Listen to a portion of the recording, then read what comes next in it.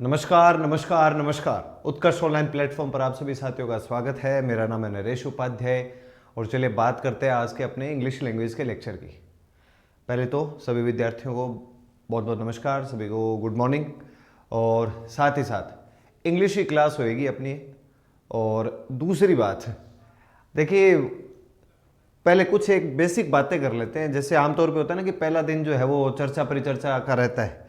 तो जितने भी साथी ऑनलाइन साथ जुड़े हैं, पहले एक तो पेन नोटबुक लेकर अपने साथ बैठिए। क्या सीखेंगे, किस तरीके से सीखेंगे, इन सभी बातों के बारे में पहले आपको समझ में आना चाहिए कि क्या पढ़ना कैसे है। भाई अंग्रेजी का नाम आते दिमाग में ही आता है कि टेंस पढ़ेंगे तो किस हिसाब से पढ़ेंगे। जो जो टॉपिक पढ़ेंगे पहले उनके बारे में थोड़ी बात करते हैं कि कैसे क्या टॉपिक आपको पढ़ाए जाएंगे। क्योंकि जो आपके सिलेबस में उसने मामला दिया है वो है 10th लेवल का, 10वीं के स्तर का। लेकिन अगर आप सभी साथी, ऑब्वियस सी बात है, कहीं ना कहीं पढ़ाई से तो जरूर ही जुड़े होंगे, तो इसमें तो कोई दोराय नहीं है। तो आप जानते होंगे कि 10th लेवल में भी जो अंग्रेजी का स्तर है वो कोई सामान्य स्तर नहीं है। लिखा भले ही उन्होंने है कि सामान्य अंग्रेजी, जनरल इंग्लिश, ये नाम उन्होंने लिख दिया है। ये भी बहुत स्वाभाविक सी बात हो सकती है कि आपको अंग्रेजी पढ़े हुए काफ़ी लंबा समय हो चुका होगा, इसमें भी कोई दोराय नहीं होगी। कुछ साथी होंगे जो जिनको थोड़ा बहुत अंग्रेजी के बारे में ज्ञान होगा, कुछ ऐसे साथी होंगे जिससे कमेंट से भी पता चल ही रहा है कि बेड़ा पार करवा दो सर। देखिए पूरी कोशिश रहेगी मेरी, ठीक है ना। पहली बात तो देखो, कुछ कुछ प्रश्नों के जवाब दे देता हूं मैं पहले दिन ही आपको, ताकि उनको लेकर दिमाग में किसी तरीके का कोई ऐसे ये होना ही नहीं चाहिए कि यार ऐसे पढ़ेंगे वैसे पढ़ेंगे। क्या पढ़ेंगे, किस तरीके से पढ़ना है, क्या टॉपिक हम कवर करने वाले हैं और क्या अपना स्तर रहेगा, इन सब प्रश्नों के उत्तर मैं अभी आपको सभी साथियों को दे देता हूँ। और जितने भी साथी ऑनलाइन जो कमेंट्स भी कर रहे हैं, कुछ नमस्कार कर रहे हैं और कुछ सर बेड़ा पार करा दो, बेड़ा पार करा दो का मैसेज मैंने आपका देख लिया है, निश्चिंत रहे। अब देखो, जितने भी आप सारे साथी सुने, पहले अपने कुछ कॉमन बातें करते हैं। सबसे बड़ी और पहली जरूरी बात, अंग्रेजी भाषा है विषय नहीं। अंग्रेजी भाषा है विषय नहीं। शुरू की पहली और दूसरी क्लास, 1 और 2 क्लास अपनी जो है वो रहने वाली है। खास तौर से सुनिएगा आप, ये 2 क्लास ऐसी रहने वाली है जो आगे की कोई क्लास, मैं ईमानदारी से कह रहा हूं, आगे की कोई क्लास कम समझ में आई, ज्यादा समझ में आई, नहीं भी समझ में आई, तो भी शुरू की 2 क्लास आपका बेड़ा पार कर सकती है। शुरू की 2 क्लास, इन 2 क्लास में हमारी फाउंडेशन, नींव में जो कमियां रही होंगी, मतलब बेसिक जो चीजों की कमियां आज तक रही है ना, उनको दूर करने का प्रयास करूंगा। उदाहरण आप आज ही देख लोगे कि कैसे किस तरीके से किया जाएगा काम। आप चाहे हिंदी पढ़े, चाहे अंग्रेजी पढ़े, चाहे संस्कृत पढ़े, कोई भी भाषा अगर आप पढ़ते हो, उसमें किन किन चीजों का खास तौर पर ध्यान रखना पड़ता है ना, उन पर चर्चा करने वाले हैं आज हम। साथ ही साथ इंग्लिश मीडियम रहेगा कि हिंदी मीडियम रहेगा, आप निश्चिंत रहिए, हिंदी मीडियम से ही बैच होने वाला है। बस बाइलिंगुअल, जो देखो जो चीज़ अंग्रेजी में ही होगी उसको तो अंग्रेजी में ही आपको एक्सप्लेन किया जाएगा। जो गुरुजी फिलहाल आपको पढ़ाने आए हैं, मैं फिलहाल आपका मेंटोर मान लीजिए, आपको स्वाभाविक से बात है अंग्रेजी में सहज महसूस करवाने आया हूँ। मैं खुद हिंदी मीडियम का छात्र हूँ, तो इन बातों को तो लेकर आप कतई हेडेक मत लेना कि भाई किस तरीके से पढ़ा जाएगा, कैसे पढ़ा जाएगा। सरकार ने अब पैटर्न बना दिया है कि इस तरीके से आपको पढ़ना पड़ेगा, पेपर आपको पास करना पड़ेगा, तो जो बोला गया है उसको हमें फॉलो करना पड़ेगा, उसके पीछे पीछे अब चलना पड़ेगा। साथ ही साथ मैंने मेरा नाम वैसे आते ही बता दिया था भाई, मेरा नाम है नरेश उपाध्याय, ठीक है। और हाँ भाई, एनिमल अटेंडेंट का एग्जाम तो है भाई, 7 घंटे की क्लास लगा दी है, बिल्कुल लगा दी है भाई। अगर आप नहीं ज्वाइन कर पा रहे हो, बाई चांस आप में से कई साथी हैं जो एनिमल अटेंडेंट का, किन्हीं का कल पेपर होगा, किन्हीं का हो सकता है आज हो, किसी का कल था, जितने भी साथियों के एग्जाम अब हैं उन सभी को तो मेरी तरफ से अनेकों अनेक शुभकामनाएं। और जिन साथियों का एग्जाम हो गया, अब वो ये आगे आने वाले एग्जाम के ऊपर चर्चा परिचर्चा करें, उस पर ध्यान दीजिए, ठीक है। तो अब करते हैं अपने बात। पहली बात, सबसे जरूरी जो बात बनती है, आप निश्चिंत रहिए, बहुत ही सामान्य स्तर से इस क्लास को शुरू किया जाएगा। उसने जरूर 10th लेवल लिख कर दिया, लेकिन मैं आपको पहले ही बता दूं, लेवल देने का मतलब ये नहीं है कि उसने कोई नॉर्मल से इजे मार रख दिया हमारे सामने। इन दिनों एग्जाम के अंदर जिस स्तर के प्रश्न पूछे जाते हैं, अभी आपने अगर सीईटी का पेपर दिया हो या उसके बारे में सुना हो, जाना हो, तो आप देखिए सीईटी 10+2 स्तर का जो पेपर था, वो ग्रेजुएशन लेवल से भी कुछ बच्चे मुश्किल मान रहे थे। उनके लग रहा था कि उससे भी ज्यादा टफ प्रश्न जो है वो किस में आए, 10+2 लेवल में, मतलब 12वीं पास वाला जो सीईटी का पेपर था उसमें प्रश्नों का स्तर उसने बढ़ा दिया। तो थोड़ा बहुत तो हमें अपनी तरफ से प्रयास करना होगा। साथ ही साथ एग्जाम की स्वाभाविक अभी कोई तारीख नहीं है, लेकिन सितंबर के आसपास बता रहे हैं।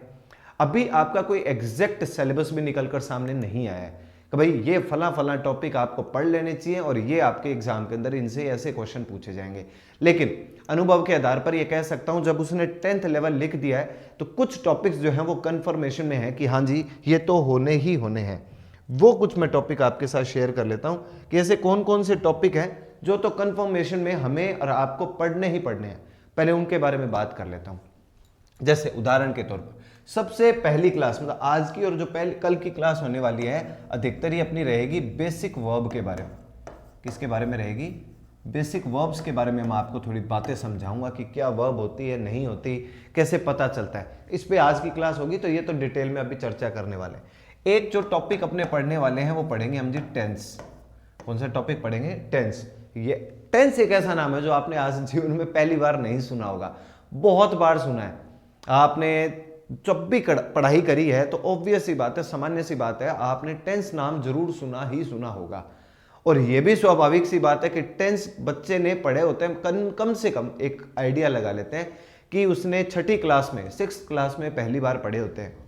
तो 6th, 7th, 8th, 9th, 10th, 11th, 12th, 10वीं तक तो सामान्य अंग्रेजी वैसे रही। 11वीं और 12वीं क्लास में आपने चाहे आर्ट्स लिया हो, कॉमर्स लिया हो, साइंस लिया हो, कुछ भी लिया हो, जनरल इंग्लिश के नाम पर तो फिर था अंग्रेजी। फिर आपने ग्रेजुएशन करी होगी, अब चाहे आपने बीए किया है, बीकॉम करा है कि बीएससी करा है, जो भी आपने करा होगा, उसमें फर्स्ट ईयर में पहले साल अंग्रेजी, सामान्य अंग्रेजी फिर रही होगी। मानते हैं आप इस बात को?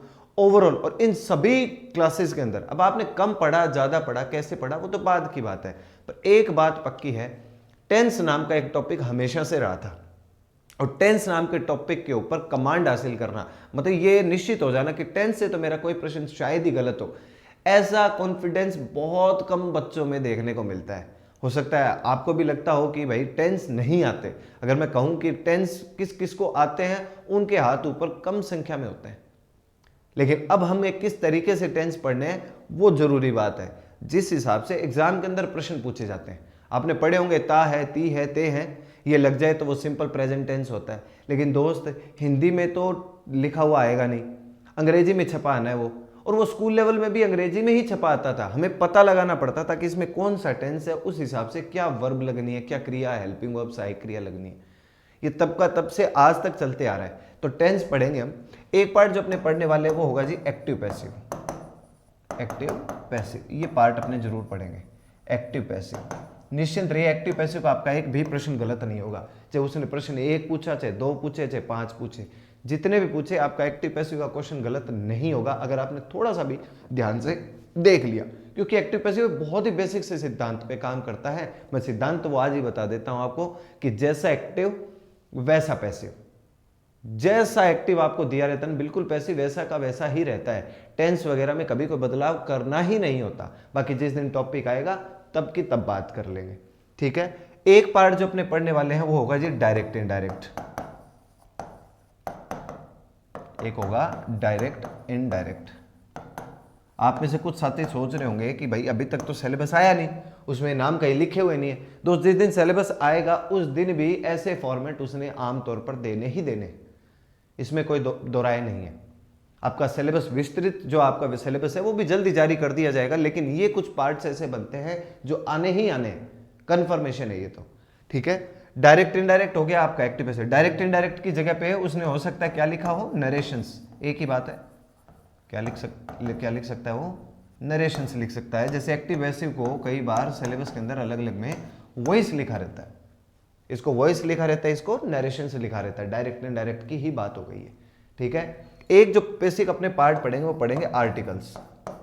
एक टॉपिक अपने पढ़ेंगे आर्टिकल्स, और एक टॉपिक जो अपने पढ़ने वाले हैं वो पढ़ेंगे हम डिटरमिनर्स। एक पार्ट अपने पढ़ने वाले हैं डिटरमिनर्स। अब ये क्या होते हैं? आर्टिकल से जरूर आप थोड़ा सा सहज होंगे कि ए, एन, द, ये पार्ट जो रहता है आमतौर पर आर्टिकल रहता है। इसमें एक जीरो आर्टिकल टॉपिक भी रहता है। जीरो आर्टिकल का मतलब जहां आर्टिकल लगता ही नहीं है, वो हम आर्टिकल्स के थ्रू पढ़ने वाले हैं। फिर एक पार्ट अपने पास आता है डिटरमाइनर्स। ये क्या है जी? कभी आपने पढ़े ना हो लेकिन सुना जरूर होगा। वो होता है ना फ्यू, आ फ्यू, दा फ्यू, लिटिल, अ लिटिल, दा लिटिल, थोड़ा कम के लिए लगा दो, थोड़ा ज्यादा, ठीक है ना, उतना जितना नहीं होना चाहिए, वो वाला हिसाब किताब इस डिटरमाइनर्स में आएगा। अब चाहे आर्टिकल हो चाहे डिटरमाइनर्स हो, डिटरमाइनर्स को हिंदी में क्या कहते हैं? निर्धारक, ठीक है ना, इनको क्या कहते हैं, निर्धारक कहते हैं। ये दोनों ही टॉपिक, ये आर्टिकल्स और डिटरमाइनर्स है ना, एडजेक्टिव का पार्ट होता है, मतलब विशेषण का। जैसे हिंदी में पढ़ते हैं ना अपने विशेषण, तो किसे कहते हैं विशेषण?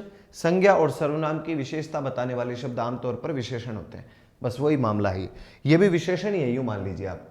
जब कभी एडजेक्टिव पढ़ाए जाते हैं ना बच्चों को, तो उसमें आर्टिकल्स और डिटरमिनर्स काउंट होते हैं। ये पैटर्न है जी। जितने भी साथी आप साथ जुड़े हैं सभी को नमस्कार, सभी को नमस्ते। अब ध्यान दीजिए, आप इन चीज़ों को समझिए। आर्टिकल्स डिटरमाइनर्स अपने करेंगे, ये अपने बेसिक टॉपिक होने वाले हैं। आप चाहें तो इनको एक बार मैं साइड में हो जाता हूं, आप नोट डाउन भी कर सकते हैं कि बेसिक वक्त तो चिंता ही मत करिए, आज और कल तक अपना यही हिसाब किताब चलते रहेगा। ये क्या है क्या नहीं आपको आ जाएगा समझ। ये नाम आपने जरूर सुनेंगे, एक बार आप ये मेंशन कर सकते हो, लिख सकते हो, नोट डाउन कर लीजिएगा इसको।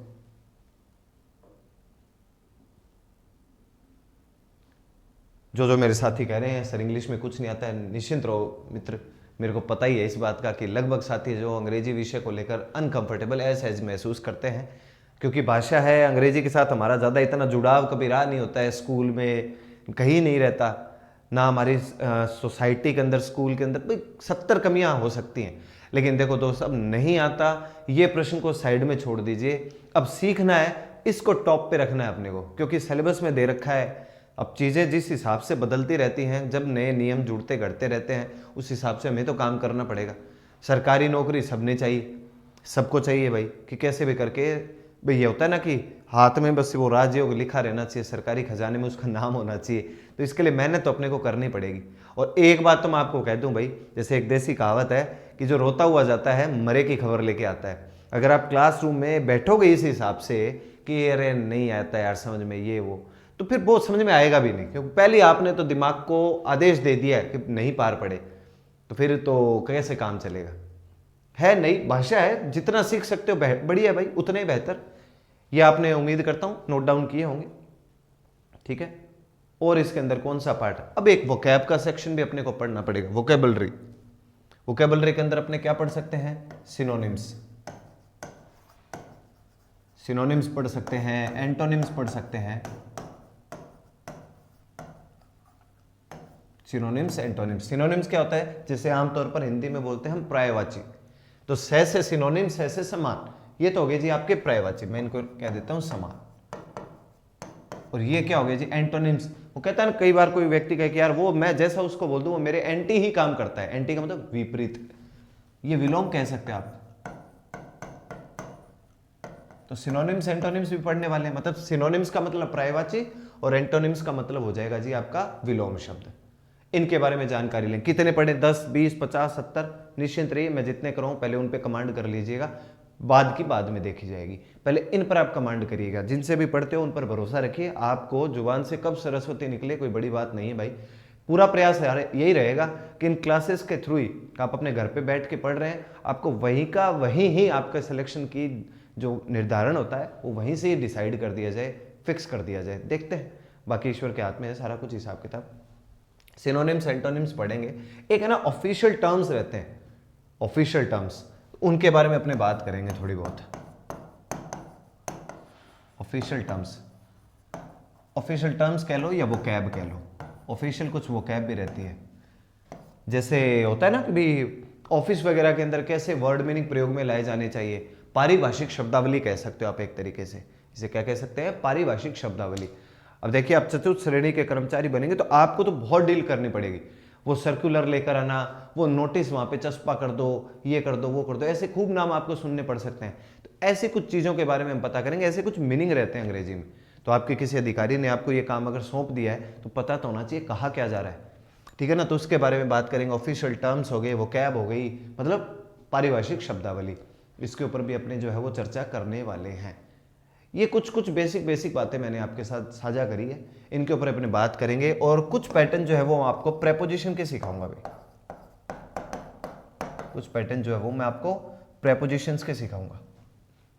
दो क्या डिसाइड करता है प्रेपोजिशन? आमतौर पे अपने किसको कह सकते हैं? जैसे ये तो जानते होंगे आप, इन, ऑन, इनटू, अपॉन, ये सारे जो मामले रहते हैं आमतौर पर प्रेपोजिशंस रहते हैं। कैसे सीखना है, किस प्रकार सीखना है, जब इनका नंबर आएगा तब की तब बात कर लेंगे। अच्छा, अब मैं इसमें है ना आपकी तरफ से एक्सेट्रा लगा देता हूं। ये लगाने के पीछे जो है भी कोई और आदि चीजें भी जोड़ी घटाई जा सकती है। समय आने पर कुछ चीजें हो सकती हैं जो पता लगे कि हाँ ये चीज जुड़ रही है, घट रही है, उनमें ऐड ऑन कर दी जाएगी, जोड़ दी जाएगी, घटा दी जाएगी। विस्तृत सिलेबस जारी होने पर अगर इनमें से कोई भी एक चीज बाय चांस उन्होंने हटा दी कि ये तो नहीं पूछेंगे, हम भी हटा देंगे। अगर उन्होंने विस्तृत सिलेबस जारी होने के बाद कोई चीज इसमें जोड़ दी कि हम ये भी पूछेंगे प्रश्नों के तौर पर, निश्चिंत रहिए, जोड़ दिया जाएगा। इसको लेकर आप बिल्कुल बेफिक्र रहिए। मान लीजिए कोर्स कंप्लीट भी हो जाता है और उसके बाद, कोर्स कंप्लीट होने के बाद कोई चीज ऐड हुई है, घटी है, जुड़ी है, उसके बारे में जानकारी देने के लिए मैं स्वयं आपके पास उपस्थित होऊंगा यहाँ पे क्लासरूम में।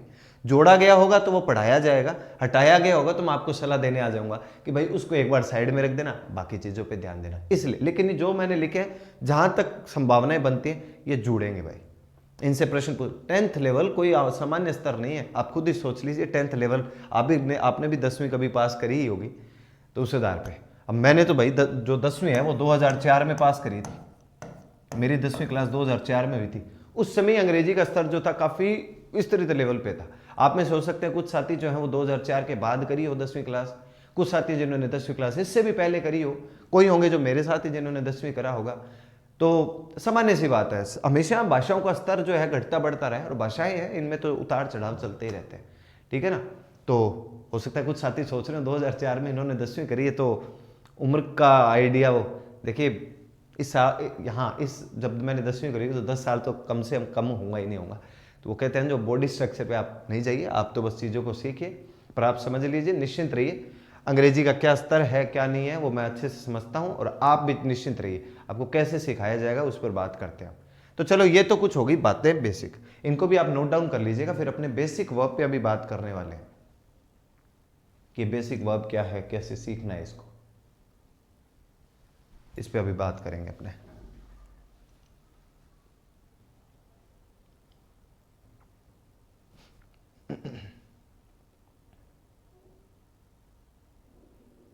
चलिए जी, बात करता हूं मैं। अब मैं अपना नाम लिखता हूं यहां पर, और सबसे पहले बेसिक वर्ब ही लिखता हूं। तो मैं सिर्फ और सिर्फ क्या लिखकर छोड़ता हूं, वर्ब लिखता हूं। और वर्ब को अपने हिंदी में क्या कहते हैं जी, क्रिया। वर्ब को हिंदी में अपने कहते हैं क्रिया। पहले बड़ी ध्यान से सुनिएगा आप बात को। अब मैं आपसे सभी साथियों से चाहता हूं, इन 2 दिनों में आप वो चीज सीखने वाले हैं जो कभी भी किसी भी साथी को तुरंत पकड़ में नहीं आते। वो मैं आपको कैसे सिखाऊंगा, निश्चिंत रहिए। देखो, कोई भी सेंटेंस हो, अंग्रेजी का कोई सा ही वाक्य हो, कोई सा भी वाक्य हो, उसमें सबसे पहली जरूरत जो रहती है ना, वो रहती है क्रिया की, वर्ब की। अंग्रेजी में एक लाइन बोली जाती है कि if there is no verb there is no sentence. अगर सेंटेंस में कोई वर्ब नहीं है, क्रिया नहीं है, सेंटेंस ही नहीं है साहब, वाक्य ही नहीं है। बिना वर्ब के कभी कोई वाक्य का निर्माण होता ही नहीं है। मान लीजिए मैं आपको बोल दूं, अब जितने भी साथी साथ जुड़े हैं, मैं आप सभी को बोल दूं यू बोल के चुप खड़े हो जाता हूं। हाँ, मेरे मुंह की तरफ देखो, क्या यू भाई, कुछ बोलो। मान लीजिए मैंने बोला वी, मैंने बोला राहुल, मैंने बोला रमेश, मैंने बोला सुरेंद्र, मैंने बोला पार्वती जी, मैंने बोला नीलम जी, मैंने बोला शिवा, कुछ भी नाम ले दिया आप में से, मोहित जी, शिव शंकर साहब, अजय जी, कपिल जी, सोनू जी, नरेंद्र जी, मनीष जी, कोई भी नाम ले दिया आप, जितने मेरे को नाम दिखे आपके वही बोल दिए मैंने। कुछ भी ऐसा नाम बोल के मैं चुप खड़े हो जाता हूं। क्या उसका कोई अर्थ बनता है? कोई वाक्य का निर्माण हुआ? नहीं हुआ। तो फिर क्या किया जाए? अब मान लीजिए मैंने बोल दिया गो, GO, गो का अर्थ क्या होता है? जाना। जैसे ही मैंने गो बोला, सामने वाले के तुरंत बात समझ में आ गई, जाने के लिए बोला जा रहा है। किसी ने नॉक किया और मैंने बोला कम का मतलब आना। तो जैसे मैंने बोला कम बोलते अगले के तुरंत समझ में आ गई, आने के लिए बोला जा रहा है। आ रही है आपके पास समझ? मैंने किसका प्रयोग किया है? वर्ब का प्रयोग किया है जी। ये बेसिक बड़ी जरूरी बात है। तो मतलब वाक्य के लिए सबसे ज्यादा इंपॉर्टेंट जो बात बनती है वो क्या बनेगी? वर्ब बनेगी। बिना क्रिया के, बिना वर्ब के कोई वाक्य पूरा हो ही नहीं सकता अंग्रेजी में। तो कुछ साथियों ने बोला हेलो, हाय, जैसे ये गुड मॉर्निंग, ये एक वाक्य है क्या? ये भी वाक्य नहीं, वैसे उनको गुड मॉर्निंग, हाय, हेलो, नमस्कार सभी को, लेकिन वैसे बता रहा हूं आपको। कोई बोल दे यस कोई सेंटेंस होता है, कोई वाक्य होता है। यस तो क्या? क्रिया की प्रतिक्रिया है जी। किसी ने कोई बात पूछी होगी, उसने उसकी प्रतिक्रिया दी होगी, हाँ या ना में। सेंटेंस नहीं है, वाक्य नहीं है।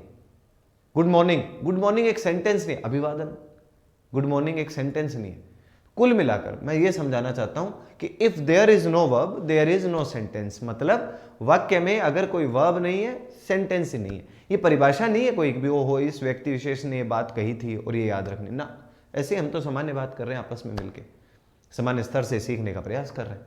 अब आती है जी कुछ बेसिक मैं बातें आपसे पूछता हूं वर्ब को लेकर। आमतौर पर गो वर्ब की फॉर्म होती है जी, और गो वर्ब की कौन सी फॉर्म होती है? फर्स्ट फॉर्म होती है, जानते होंगे आप। इसकी अगर आपसे मैं सेकंड फॉर्म पूछूं, जैसे होते हैं ना first form, second form, third form, इस हिसाब से, तो ऐसे ही जी गो की सेकंड फॉर्म आपके हिसाब से क्या हो सकती है? कई साथियों को जानकारी होगी, नहीं है वो मैं बता देता हूं, वो होती है जी वेंट। फिर थर्ड GONE गोन, ये होगी जी अपनी थर्ड फॉर्म। फिर फोर्थ फॉर्म गोइंग होता है जी, फोर्थ फॉर्म होगी गोइंग। आमतौर पर बहुत सारे साथी ये जो मैंने लिखी है ना फोर्थ फॉर्म, इसको क्या नाम से बोलते हैं? वर्ब की फर्स्ट फॉर्म प्लस ING, ये नाम बोल देते हैं इसका कि वर्ब की फर्स्ट फॉर्म प्लस ING होगी। आज के बाद याद रखिएगा, हम कभी भी क्लास में वी फोर्थ अप्लाई, मान लीजिए मैं आपसे बोलूं कि वी फोर्थ लगा दो, वी फोर्थ का प्रयोग करेंगे, वी फोर्थ क्या होगी, अगर ऐसा कोई भी प्रश्न पूछता हूं तो वी फोर्थ का मतलब क्या होगा? यही वर्ब की फर्स्ट फॉर्म में क्या जुड़ रहा है? ING जुड़ रहा है। होने को एक फिफ्थ पैटर्न भी होता है, लेकिन अभी हमें फिफ्थ से कोई लेना देना नहीं है, सही समय आने पर मैं फिफ्थ के बारे में बातचीत करूंगा, ठीक है। कुल मिलाकर वर्ब की फिफ्थ और फोर्थ फॉर्म क्या हो गई? गोइंग, ये अपने को थोड़ा दिमाग में रखना है, और फिफ्थ फॉर्म नहीं बोलेंगे इसको, फोर्थ फॉर्म है ये।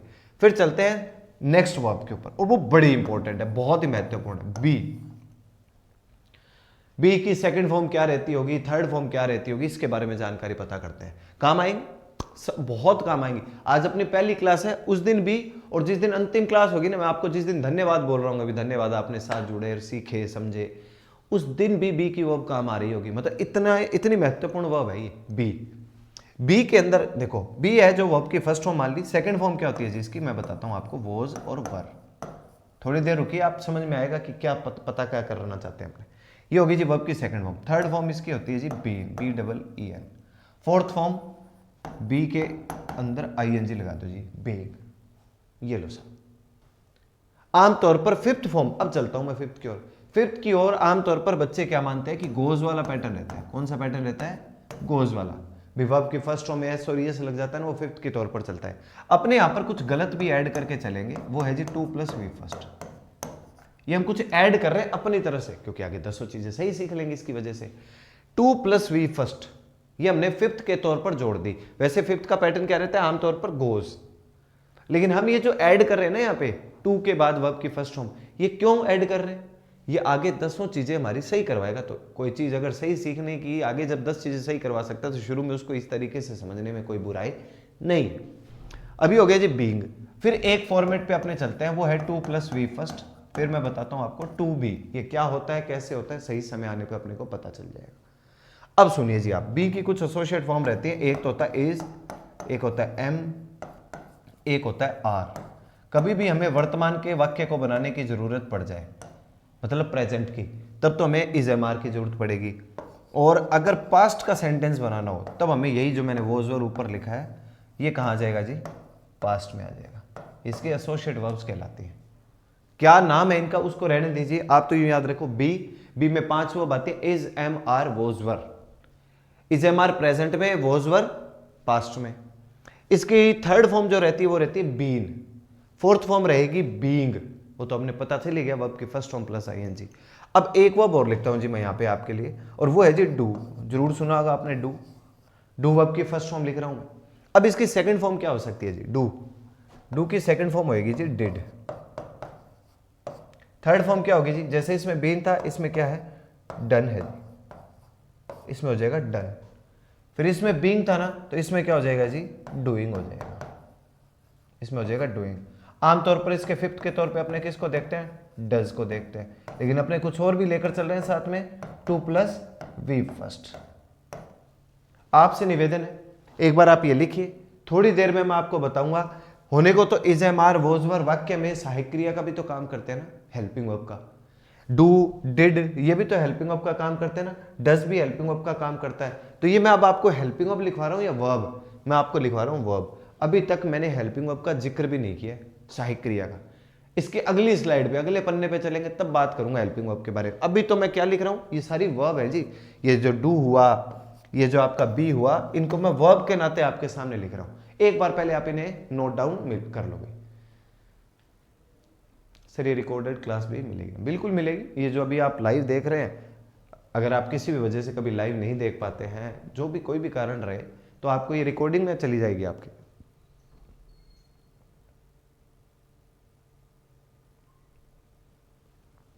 बस पहली दूसरी क्लास आपको जरूर देखनी ही देखनी है।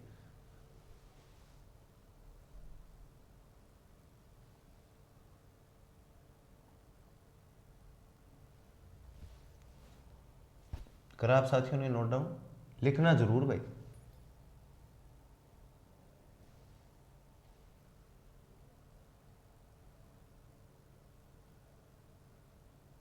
चलिए, ये अगर आपने लिखा है तो मैं आगे बढ़ता हूं। थोड़ी देर में वापस आ जाएंगे, निश्चिंत रहिए आप कि क्या था।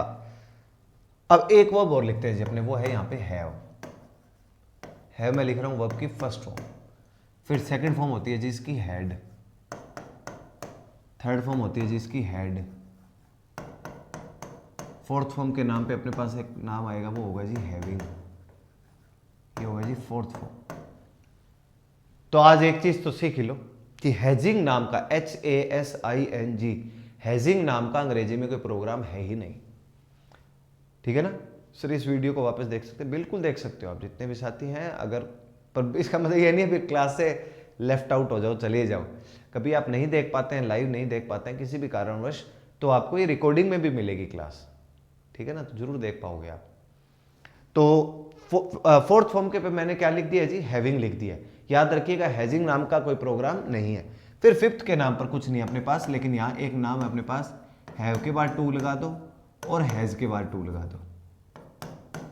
ये जो काम है ये इन्हें अंग्रेजी में कहते हैं प्राइमरी ऑक्सिलरीज। अब ये क्या चीज है? Primary auxiliaries. प्राइमरी ऑक्सिलरीज, ये क्या मामला है? अभी इसकी जरूरत नहीं है। वैसे प्राइमरी का मतलब होता है मुख्य, ऑक्सिलरीज का मतलब होता है वर्ब। ये कुछ मुख्य वर्ब है। इस पर्टिकुलर पार्ट को सही समय आने पे मैं आपको समझाऊंगा। अभी इसके चक्कर में आप अपने आप को हेडेक में लाओ ही मत। अभी अपने लिए जरूरी क्या बनता है? ये हैव, हैड, हैड, ये वाला मामला। हाँ, वापस रिपीट क्यों नहीं कर सकते? जरूर कर सकते हो। ऑफलाइन क्लास चल रही है क्या सर? ऑफलाइन ही मानो, मेरे तो सामने आप सभी साथी बैठे हैं, जितने भी अभी फिलहाल आप हो, आप मेरे सामने बैठे हो, यूं मानकर चल रहा हूं मैं। तो कैमरा जरूर है बीच में, पर मेरा ये मानना है कि कोई कैमरा नहीं है। जितने साथी आप साथ जुड़ते हो, सभी की बातों का मैं जवाब देने के लिए हूँ यहाँ। किसी का कोई भी प्रश्न होगा, बेहतर प्रश्न होगा, तो जरूर जवाब दिया जाएगा उसका, निश्चिंत रहिए आप। और कभी आपने कोई महत्वपूर्ण प्रश्न पूछा, मुझसे मिस हो गया, मुझे नहीं ध्यान दिया गया मेरे से, कोई बात नहीं, मेरे पास है आपके सारे कमेंट जो है वो वापस आ भी जाते हैं। उनमें से जो जो खास होंगे वो मेरे पास अपने आप ही मिल जाते हैं मुझे, मैं देख लिया करूँगा उनमें से जो भी है। तो ये हो गया जी हैव, हैड, हैड, हैविंग। अब ये क्या है क्या नहीं है, इन पर अब हम थोड़ी देर में ही चर्चा करने वाले हैं। पहले आप देखिए क्या है हिसाब किताब है। अब मैं आपसे एक प्रश्न पूछता हूं, ध्यान से सुनिएगा। पूरी की पूरी अंग्रेजी के अंदर, आप, मैं कह रहा हूं पहली दूसरी क्लास बहुत जरूरी है। पूरी की पूरी अंग्रेजी क्लास में कोई सही अंग्रेजी का हिसाब किताब हो, हेल्पिंग वर्ब का क्या काम होता है? हेल्पिंग वर्ब का मतलब सहायक क्रिया, इसका क्या काम होता है? उत्तर चाहे आप यहां पे लिखें चाहे नहीं लिखें, बस अपने मन में सोच ले कि यार ये हेल्पिंग वर्ब का काम होता होगा, सहायक क्रिया का। अंग्रेजी में हेल्पिंग वर्ब का क्या काम है? अलग अलग आपके उत्तर हो सकते हैं। कोई साथी सोच रहा होगा कि टेंस बताने का काम करता है, कोई साथी सोच रहा होगा वर्ब की मदद करने के लिए आता है, कोई साथी सोच रहा होगा कि वाक्य का निर्माण में काम करता है। अलग अलग प्रकार के आपके जो है उत्तर हो सकते हैं। कुछ साथी हो सकता है बिल्कुल एग्जैक्ट सोच रहे हो जो मैं सोच रहा हूं, सर यदि सेंटेंस में कोई वर्ब नहीं होती तो बी के वर्ब मेन वर्ब बन जाती है क्या? बस आप थोड़ी देर रुकिए, अभी समझने वाले हैं अपने। सेंटेंस में कोई वर्ब नहीं होती, हो ही नहीं सकता कि सेंटेंस में कोई वर्ब ना हो, असंभव। सेंटेंस में कोई वर्ब ना हो और वो सेंटेंस पूरा हो रहा हो, मतलब उसका अर्थ निकल रहा हो, ऐसा हो ही नहीं सकता। बिना वर्ब के कोई वाक्य पूरा हो ही नहीं पाता है। शुरू मैंने बोला था ना, if there is no verb there is no sentence. Sir previous years question की प्रैक्टिस करवाना सर। प्रीवियस ईयर्स क्वेश्चन तो आपके ग्रेड 4th के अभी हमारे सामने है ही नहीं, पर निश्चिंत रहिए, आप तसल्ली से रहिए, मैं हर वो चीज़ आपको करवाऊंगा जो आपको आपके आगे आने वाले इस एग्ज़ाम के अंदर कहीं ना कहीं किसी ना किसी तरीके से ज़रूर मदद करेगा।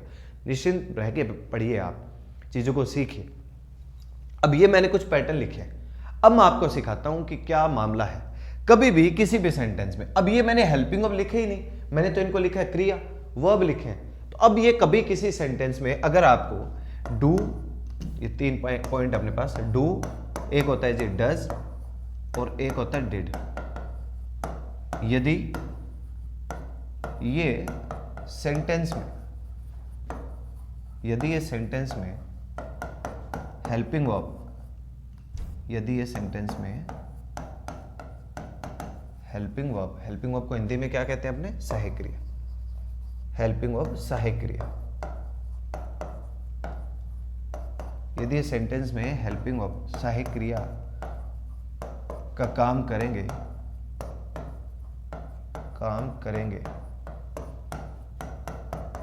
तो इनके बाद वी फर्स्ट का मतलब वर्ब की फर्स्ट हो, वी फर्स्ट अप्लाई होगी। ये मैंने एक बात लिख दी आप सभी साथियों के लिए। डू या डज या डिड, कभी भी किसी भी सेंटेंस में अगर आपको लगे कि यार ये तो सहायक क्रिया है, थोड़ी देर में मैं आपको वाक्य दिखाने वाला हूं, तब आप ही मुझे उत्तर देंगे उस बात का। अगर आपको कभी भी डू या डज या डिड किसी भी वाक्य में सहायक क्रिया के लगे, आपको लगे कि यार नहीं भाई ये तो सहायक क्रिया है, तो पक्की बात है उसके बाद वर्ब की कौन सी फॉर्म आएगी, फर्स्ट फॉर्म, पक्की बात है। एक तो ये चीज आपको ध्यान रखनी, पक्की निश्चित बात है। अगर आपको सेंटेंस में हैज, हैव या हैड, हैज, हैव, हैड, ये हेल्पिंग वर्ब हो, HV लिख देता हूं ना, वो नाम मैंने ऊपर हेल्पिंग वर्ब लिखा था, इस बार HV लिख देता हूं। हैज या हैव या हैड ये हेल्पिंग वर्ब हो तो इनके बाद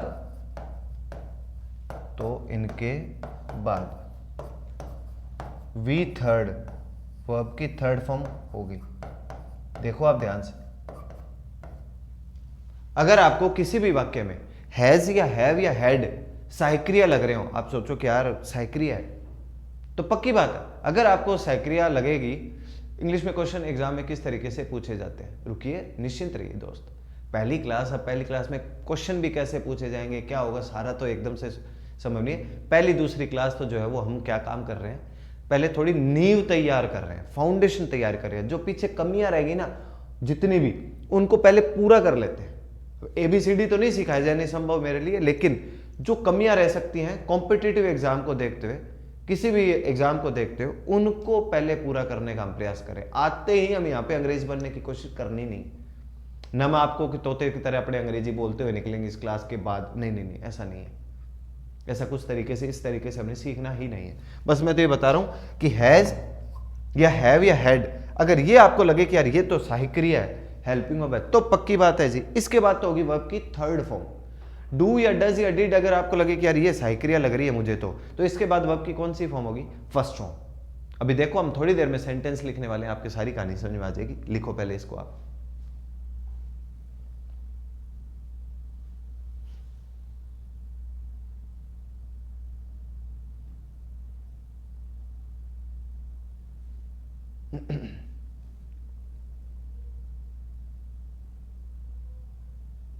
डू डज डिड अगर आपको ये हेल्पिंग वर्ब लगता है तो इसके बाद पक्की बात है वर्ब की फर्स्ट फॉर्म होगी। हैज हैड अगर आपको हेल्पिंग वर्ब लगता है तो पक्की बात है इसके बाद वर्ब की थर्ड फॉर्म होगी। कैसे होगी, नहीं होगी, वो भी हम थोड़ी देर में देख लेते हैं, निश्चिंत रहिए।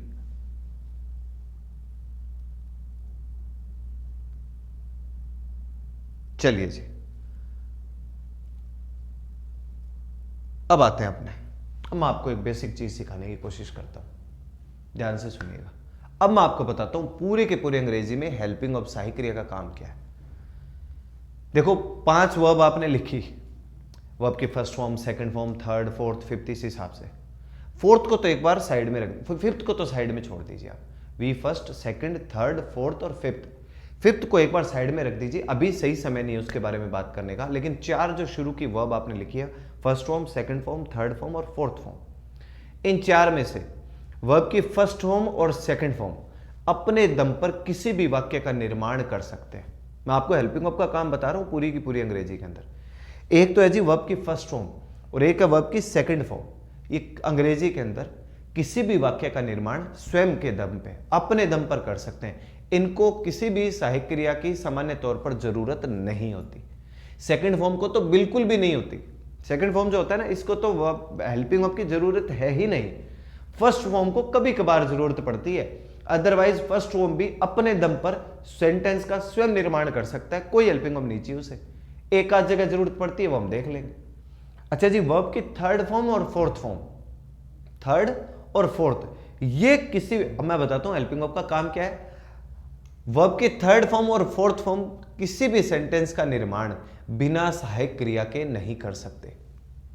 वर्ब की थर्ड फॉर्म और फोर्थ फॉर्म, अगर इनको कभी भी कोई वाक्य बनाना है, कौन सी तीसरी और चौथी, अगर इनको कभी भी कोई भी वाक्य का निर्माण करना है, बनाना है ना, तो पक्की बात है इन्हें अपने साथ कोई ना कोई सहायक क्रिया चाहिए। दोबारा सुनिए ध्यान से, ये बात आपको याद रखनी है। अंग्रेजी का कोई नियम नहीं है कि मैं आपको ये लिखवा दूं, ये याद रखनी है। पीछे की जो कमियां छोड़ कर आए हैं ना, उनको पूरा करने का प्रयास कर रहा हूं। वर्ब की फर्स्ट फॉर्म और सेकंड फॉर्म, ये दो वर्ब ऐसी हैं, ये बिना किसी सहायक क्रिया के वाक्य का निर्माण करने की हिम्मत रखते हैं। लेकिन एक तो है थर्ड और एक है फोर्थ, इनको अगर कोई वाक्य बनाना है तो पक्की बात है अपने साथ कोई ना कोई सहायक क्रिया चाहिए। वो कोई सी भी हो सकती है, is am are, was were, has have had, do does did, जो भी जितनी, लेकिन चाहिए जरूर। चलिए हेंस प्रूव्ड करते हैं, मतलब वो कहते हैं ना गणित में इति सिद्धम, साबित करके देखते हैं। अभी सर अभी नहीं उतारना, कोई बात नहीं भाई, अगली बार मैं समय आपको ज्यादा देने का प्रयास करूंगा। और बाई चांस किसी कोई लिखा हुआ रह जाए, कोई बच जाए कि यार नहीं लिख पाया मैं, तो आप बाद में रिकॉर्डिंग होगा ना तो उतार लीजिएगा, कोई बात नहीं। अब ध्यान से सुनिए, तो वर्ब की फर्स्ट फॉर्म और सेकंड फॉर्म तो अपने दम पर वाक्य का निर्माण कर देंगे, लेकिन थर्ड को और फोर्थ को अगर कोई वाक्य बनाना है तो क्या चाहिए, अपने साथ कोई ना कोई हेल्पिंग वर्ब चाहिए। इतनी लाइन आपने सुन ली ध्यान से। चलिए मैं कुछ वाक्य लिख दूं। मेरा वाक्य लिखने का उद्देश्य केवल और केवल एक रहेगा। इन दिनों एग्जाम में जो क्वेश्चन पूछे जा रहे हैं, जैसे एक मित्र ने पूछा भी था, मैं उसी प्रकार का एक प्रश्न पूछने का आपसे प्रयास करता हूं, और जो जानकारी अभी तक आपने इकट्ठी करी है उसी के आधार पर ही आप उत्तर दे देंगे। चलिए ट्राई करते हैं। सर वर्ब्स लिखाओगे, वर्ब्स लिखवाना सिद्धार्थ जी संभव नहीं है। वर्ब्स के लिए मैं आपको थोड़ा सलाह ये दूंगा कि आप जैसे 6th या 7th या 8th या 9th या 10th की कोई भी अंग्रेजी की किताब ले आइएगा, किताब नहीं तो कम से कम पासबुक कोई ले आइएगा, 6ठी 7वीं 8वीं 9वीं 10वीं जो भी आपको आसानी से उपलब्ध हो, उसमें बहुत सारी वर्ब्स लिखी रहती है। लेकिन हम कोई भी वाक्य बनाएंगे हमेशा कोई ना कोई वर्ब क्रिया के बगैर तो मैं कोई वाक्य कभी बना ही नहीं पाऊंगा। वो आपको जरूर याद करवा दिया करूंगा, निश्चिंत रहिए, है ना। लेकिन वर्ब यूं हो कि गिन के कोई 10 है, 15 है, 20 है तो लिखवा दूं, लेकिन वर्ब 10 15 20 है ही नहीं, अनंत है, कितनी भी वर्ब्स हो सकती हैं। तो ये जरूर आपको कहूंगा कि जो खास खास होंगे वो अपने सेंटेंसेस के थ्रू कहीं ना कहीं अपने सामने आते ही रहेंगे। चलिए अब मैं आपके सामने कुछ एग्जाम्पल लिखता हूं, उदाहरण, और जो सीखा है उसी पर आपसे प्रश्न पूछने वाला हूं, बाहर से एक सिंगल प्रश्न नहीं पूछने वाला, ठीक है जी। मैं आपसे क्या पूछूंगा, इस पर्टिकुलर वाक्य में वर्ब कौन सी है, हेल्पिंग वर्ब कौन सी है, मेरा ये प्रश्न रहेगा। मान लीजिए मैंने एक सेंटेंस लिख दिया, What is your name? ये एक सेंटेंस लिखा है जी मैंने कि What is your name? ये एक वाक्य लिख दिया। चलिए मेरा पहला आपसे प्रश्न है, इस वाक्य में जो आपके सामने, इसमें हेल्पिंग वर्ब कौन सी है? सामान्य से प्रश्न है, हेल्पिंग वर्ब भी पूछी है मैंने। इस पूरे वाक्य में हेल्पिंग वर्ब सहायक क्रिया कौन सी है, इतना बता दीजिए आप। इस वाक्य में हेल्पिंग वर्ब कौन सी है, सहायक क्रिया कौन सी है, आप मुझे कमेंट्स करके बताइएगा, क्योंकि अब जरूरी बातें शुरू हो गई है। और जो मैंने अभी आपसे प्रश्न पूछे हैं ना, इस तरीके के प्रश्न आजकल पेपर में पूछे जा रहे हैं। 4 ऑप्शन आते हैं, वहां पे दे देता है वो, और वो पूछता है। आजकल तो टेंस के नाम तक पूछे जाने शुरू हो चुके हैं, बढ़िया से बढ़िया पेपर के अंदर। Grade first, grade second, grade third के पेपर हो गए, सीईटी के पेपर हो गए, सब में ये तक प्रश्न पूछे जा रहे हैं। ऑनलाइन बहुत सारे साथियों के कमेंट्स आ चुके हैं भाई। लगभग साथियों ने जो उत्तर दिया है वो दिया है जी इज। लगभग साथियों ने कौन सा आंसर दिया है, इज दिया है। अब मेरी बात आप बड़े ध्यान से सुनिएगा सभी साथी, इस पूरे वाक्य में कोई सहायक क्रिया है ही नहीं। समझिए, आपको यही तो सीखना है 1-2 दिनों में। इस पूरे वाक्य में कहीं कोई सहायक क्रिया का नामो निशान भी नहीं है। सुने आप, थोड़े शॉक तो हुए होंगे, क्या है इज हेल्पिंग अभी तक। अब मेरी बात वही सुनिएगा जो थोड़ी देर पहले बोली थी। आज तक किसी भी वाक्य का निर्माण बिना क्रिया के हुआ है, बिना वर्ब के, बिना क्रिया के हुआ है? नहीं हुआ, हुआ ही नहीं। बिना वर्ब के कोई वाक्य का निर्माण नहीं हो सकता। अगर आपने इस इज का नाम हेल्पिंग वर्ब रख दिया, चलो मैं मान भी लेता हूं 1 मिनट के लिए आपका उत्तर कि ला भाई इज हेल्पिंग वर्ब है, तो मैंने थोड़ी देर पहले आपसे एक निवेदन किया था, आज तक अंग्रेजी में वर्ब की थर्ड और फोर्थ फॉर्म, ये 2 वर्ब ऐसी हैं जो बिना सहायक क्रिया के वाक्य का निर्माण नहीं कर सकते। एक बात, वर्ब की फर्स्ट फॉर्म और सेकंड फॉर्म अपने दम पर वाक्य का निर्माण कर सकते हैं। दूसरी बात, बिना वर्ब के आज तक कोई वाक्य बना ही नहीं दोस्त, सोचो ही मत। बिल्कुल, एक साथी ने सही उत्तर दिया है, आज तक बिना वर्ब के कोई वाक्य का निर्माण हुआ नहीं है। अगर आप इसका नाम हेल्पिंग वर्ब रख रहे हो तो मुझे बताओ वर्ब किधर है? बिना वर्ब के कोई वाक्य आज तक तो बना नहीं। सोचो, तो आपने इसका नाम क्या हुआ कि आज तक हमने इज एम आर को हेल्पिंग वर्ब के दृष्टिकोण से ही देखा है। हमें ऐसा लगता है यही हेल्पिंग वर्ब भी होते हैं ना, जो ना ना ना, बिल्कुल नहीं। आज आपने वर्ब के अंदर बी ई में इज एम आर लिखे हैं कि नहीं लिखे? बस, तो कुल मिलाकर ये इस जो है वो यहां पर काम कर किसका कर रहा है? वर्ब का काम कर रहा है। कोई सहायक क्रिया नहीं है इस वाक्य में। ये लो साहब, ये हो गया मेरा उत्तर। इस केवल वर्ब है। कौन सी वर्ब है, कैसी वर्ब, वो बाद की बातें हैं, पर हेल्पिंग वर्ब तो नहीं है। अब आता है जी मेरा दूसरा प्रश्न, जो अभी हमने पढ़ा नहीं, वैसे ही पूछ रहा हूं बेसिक जानकारी के आधार पर, जो पूर्व ज्ञान है हमारे पास। इस प्रकार का सेंटेंस पेपर में आता है, एक क्वेश्चन तो वो पूछ सकता है, निम्न वाक्य में से बताइए उचित हेल्पिंग वर्ब कौन सी है, तो ऑप्शन मिलेगा भाई नो हेल्पिंग वर्ब, वो आपका उत्तर होगा। कई दोस्त कह रहे व्हाट हेल्पिंग वर्ब है, नहीं नहीं दोस्त, व्हाट कोई हेल्पिंग वर्ब नहीं होता, ठीक है?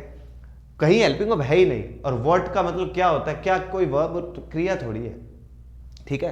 तो इस तो था जी वर्ब। अब मेरा दूसरा प्रश्न, जो कि आगे हम सीख भी जाएंगे, इसी वाक्य को लिख देगा और आपसे हमसे पूछेगा कि इस वाक्य के अंदर टेंस कौन सा है। क्या पूछेगा वो कि टेंस कौन सा है? हमने हमें कोई टेंस नहीं पढ़े, काफी पढ़े हुआ, आपको लंबा अरसा हो गया होगा टेंस पढ़े, वैसे ही पूर्व ज्ञान के आधार पे पूछ रहा हूं कि टेंस कौन सा है। तो मैं उत्तर दे देता हूं आपको। इस वाक्य के अंदर सिंपल प्रेजेंट टेंस है। टेंस कौन सा है? Simple present tense. बहुत सारे लोग है ना इज एम आर को देखकर टेंस का नाम प्रेजेंट कंटिन्यूअस रखे आते हैं कि भाई प्रेजेंट कंटिन्यूअस होगा ना, ऐसा कोई हिसाब किताब नहीं। अगर प्रेजेंट कंटिन्यूअस होता तो उसमें तो वर्ब की फोर्थ फॉर्म लगती है इसमें नहीं है। तो ये तो वर्ब की फर्स्ट फॉर्म खुद था, कौन? इज किसकी वर्ब थी जी? बी की वर्ब थी। इस किसकी वर्ब थी? बी की वर्ब थी। तो टेंस का नाम कौन सा था? सिंपल प्रेजेंट टेंस था। पर कोई बात नहीं, टेंस का नाम आपको आता है नहीं आता कोई बात नहीं, हम आगे सही समय आने पे सीख लेंगे। लेकिन फिलहाल इतनी बात हो गई कि इस यहां पर किसका काम कर रहा था? वर्ब का काम कर रहा था। और क्वेश्चन पूछता हूं आपसे, they are my bosom, they are my bosom friends. इस बोसम का क्या मतलब होता है? इसका मतलब होता है खास, घनिष्ठ कह सकते हैं आप। इसका अर्थ होता है घनिष्ठ। They are my bosom friends. अगर मान लीजिए फिर वे मेरा वही प्रश्न रहे कि इस वाक्य में हेल्पिंग वर्ब कौन सी है? हेल्पिंग वर्ब सहायक क्रिया कौन सी हो सकती है? बहुत सारे साथी थे, आर को हेल्पिंग वर्ब बता सकते हैं। हमें ध्यान रखना है आर यहां पर कोई हेल्पिंग वर्ब नहीं है। आर किसका काम कर रहा है? वर्ब का काम कर रहा है, क्रिया का काम कर रहा है। THEY बहुवचन था, बहुवचन के साथ आर लगता है, और ये आपको ध्यान रखना है। अगर ये हेल्पिंग वर्ब होता, सहायक क्रिया होता, पक्की बात है इसके बाद क्या कहानी होती? कम से कम ये थर्ड या फिर ये फोर्थ, दोनों में से कोई एक होता है, नहीं है। तो जो साथी अभी भी आर को सहायक क्रिया का दर्जा दे रहे हैं, नहीं है दोस्त, बिना वर्ब के कोई वाक्य का निर्माण नहीं हो सकता। दे आर माई बोसम फ्रेंड्स, वे मेरे घनिष्ठ मित्र हैं, नहीं है कोई भी, सही है जिन्होंने लिखा है, नहीं है कोई भी, नहीं है। तो अब मैं तो कह रहा हूं ना, आप मेरी दो बात याद रखो, केवल इतने में बेड़ा पार हो रहा है अपना। तो वर्ब हेल्पिंग वर्ब की तो गलती आपकी होने ही नहीं दूंगा, किसी हालत में नहीं होने दूंगा। आप यूं याद रखिए, is am are, is am are, पहले तो यूं याद रखो, वर्ब की फर्स्ट फॉर्म और सेकंड फॉर्म अपने दम पर वाक्य का निर्माण कर सकते हैं। थर्ड और फोर्थ, इन दोनों को अगर वाक्य बनाना है अपने साथ क्या चाहिए, हेल्पिंग ऑफ चाहिए, कोई सी भी हो वो, पर कम से कम चाहिए। ठीक है, धीरे धीरे हम हेल्पिंग ऑफ समझ लेंगे। दूसरी बात, बाई चांस अगर कहानी आ जाए कि ले भाई आर वर्ब है भाई, किसकी वर्ब, बी की, जैसे हमने इसमें लिखा था। एक सेंटेंस और देखो, आपको मैं बताता हूं। पास्ट लिख रहे हैं कई साथी, नहीं भाई पास्ट का कोई खेल ही नहीं है, सिंपल प्रेजेंट टेंस है, दोनों में सिंपल प्रेजेंट का हिसाब किताब चल रहा है। मान लीजिए मैंने लिखा she cooked food for us yesterday. बड़ा एक सामान्य सा सेंटेंस लिखा है, she cooked food for us yesterday. तो पहले मैं आपसे यह जानना चाहता हूं कि ये जो कुक्ड मैंने यहां पे नोट डाउन किया है, लिखा है आपके लिए, ये कुक्ड वर्ब की कौन सी फॉर्म है भाई? फर्स्ट फॉर्म है, सेकंड है, थर्ड है, फोर्थ है, फिफ्थ है। फिफ्थ को तो एक बार साइड में रख दो। सर हेल्पिंग वर्ब की पहचान कैसे करें? बिल्कुल अतुल जी रुकिए आप, मैं एक तो चलो देसी नुस्खा तो अभी दे देता हूं आपको। थर्ड फॉर्म की पहचान, हेल्पिंग वर्ब की पहचान करनी है सहायक क्रिया की, पक्की बात है। सहायक क्रिया के ठीक बाद का मतलब उस वाक्य में या तो ये मतलब 1 2 3 थर्ड फॉर्म या फिर फोर्थ फॉर्म, इन दोनों में से एक छपा होगा। सहायक क्रिया की पहचान कैसे होगी? या तो थर्ड फॉर्म या फोर्थ फॉर्म, दोनों में से कोई एक उसके बाद जरूर छपा होगा। कभी कभार फर्स्ट फॉर्म आ जाती है, उसके मैं उदाहरण दे दूंगा। ठीक है, इस पूरे वाक्य के अंदर ये भाई मतलब कुक्ड जो है ये वर्ब की कौन सी फॉर्म है? कुछ साथियों ने लिखा है थर्ड फॉर्म है, अभी सीखते हैं। नो डाउट कुक की फर्स्ट फॉर्म क्या होती है, यहां लिख देता हूं मैं आपको। कुक की फर्स्ट फॉर्म तो है कुक, ये फर्स्ट फॉर्म होती है। सेकंड फॉर्म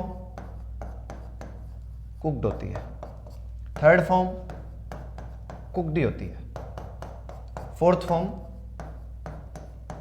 कुकिंग होती है। ये कौन सी हो गई? फोर्थ फॉर्म हो गई। एक बार 4 तक याद करते हैं। सेकंड और थर्ड की स्पेलिंग में रत्ती भर भी फर्क नहीं है, बिल्कुल सामान्य एक ही जैसा है हिसाब किताब। तो भाई अब सेकंड है, थर्ड है, पता कैसे चले? मैं बताता हूं आपको। मैंने अभी थोड़ी देर पहले क्या बात बोली थी कि वर्ब की थर्ड फॉर्म और फोर्थ फॉर्म आज तक कोई वाक्य में नहीं आए जिसमें क्या ना हो, सहायक क्रिया ना हो।